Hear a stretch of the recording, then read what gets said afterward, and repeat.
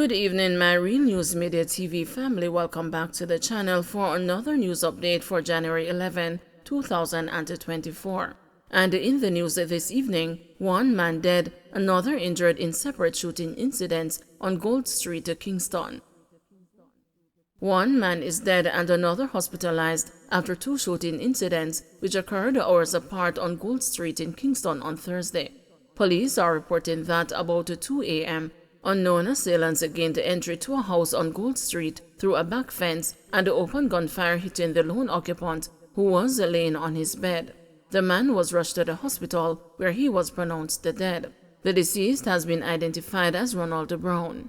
Approximately 4 hours later, the police were called again to the same Gold Street address following reports of another shooting.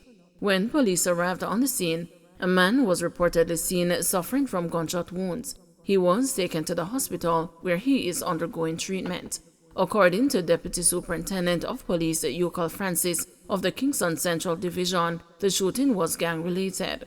What we are picking up, because in recent times there has been some tension down in this place, it is as a result of a gang feud that is taking place. Our investigation is pointing to members of the gang who would have been displaced or defecting somehow, and so we are continuing our investigation surrounding a number of persons.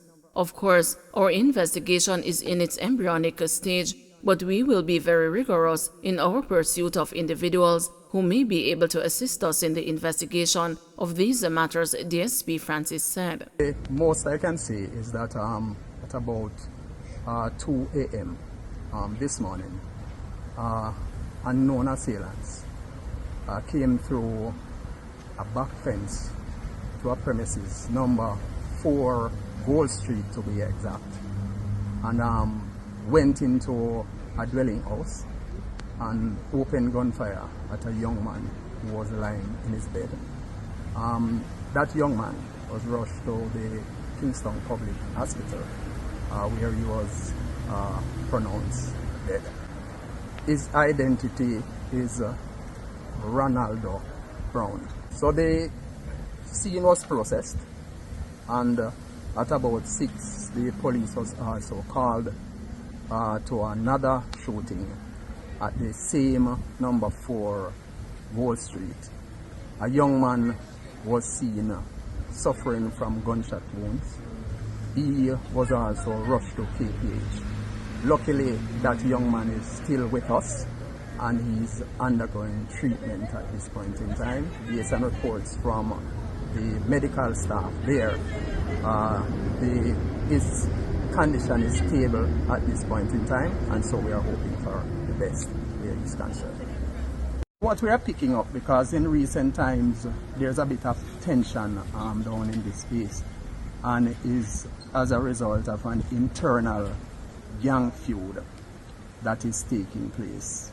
Our investigation is pointing to members of the gang who would have been displaced or defected somehow, and so we are conducting our investigation surrounding a number of persons.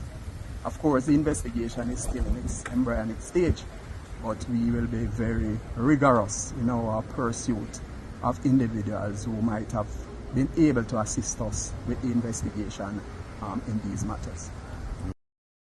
U.S. citizen shot dead in St. Elizabeth bar attack.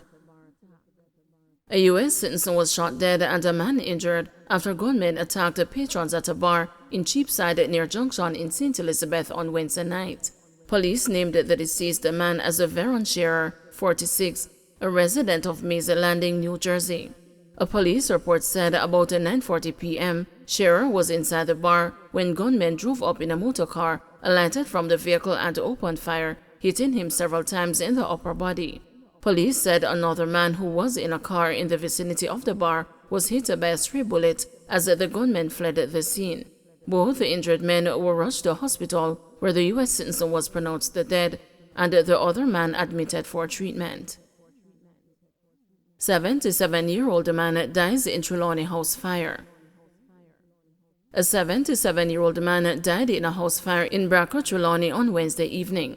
The deceased is Vincent Hayden, a caretaker of a Braco address in the parish. Police report that residents saw smoke coming from the 3-bedroom dwelling and alerted the fire brigade. When the brigade and the lawmen arrived on the scene, the house was seen destroyed. Following cooling down operations, the charred remains of Hayden were found among the rubble.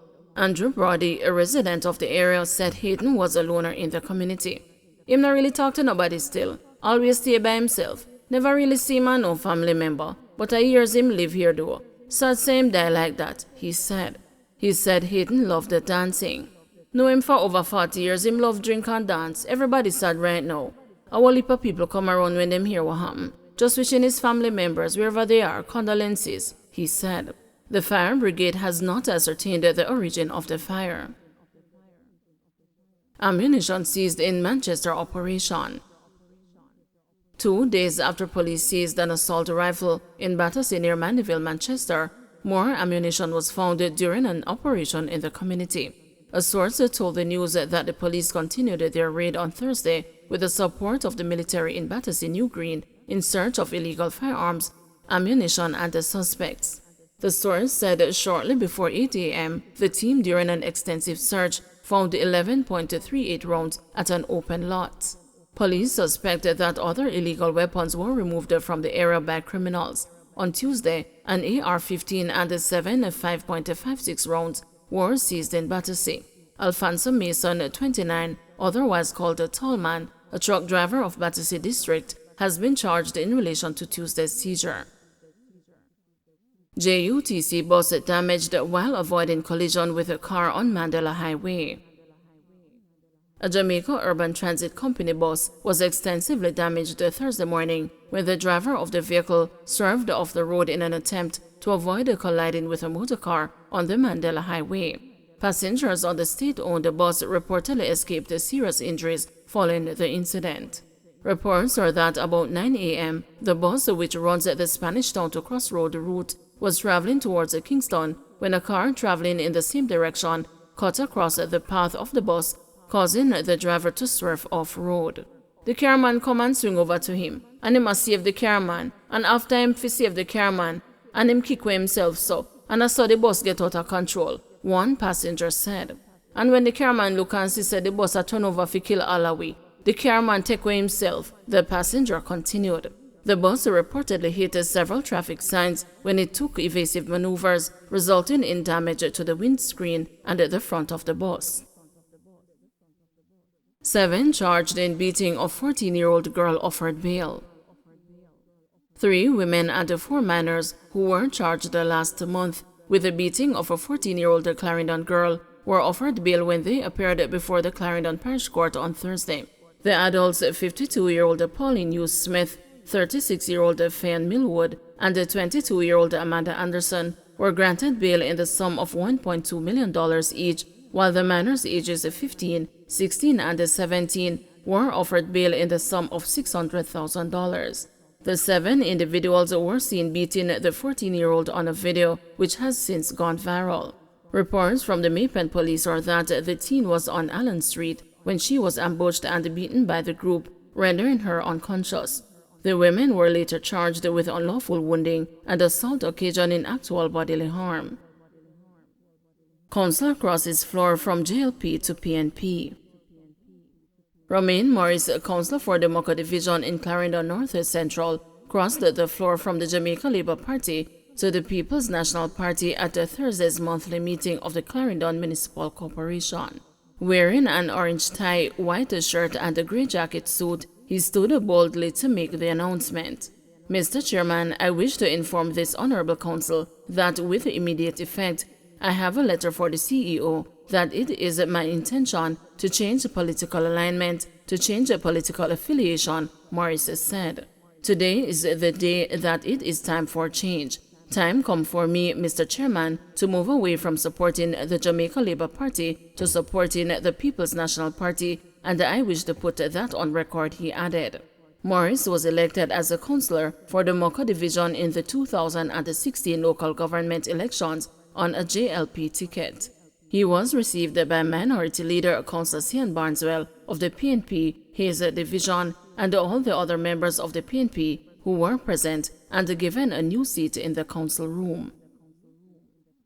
Government urged to address a concern over missing funds from bank customers' accounts.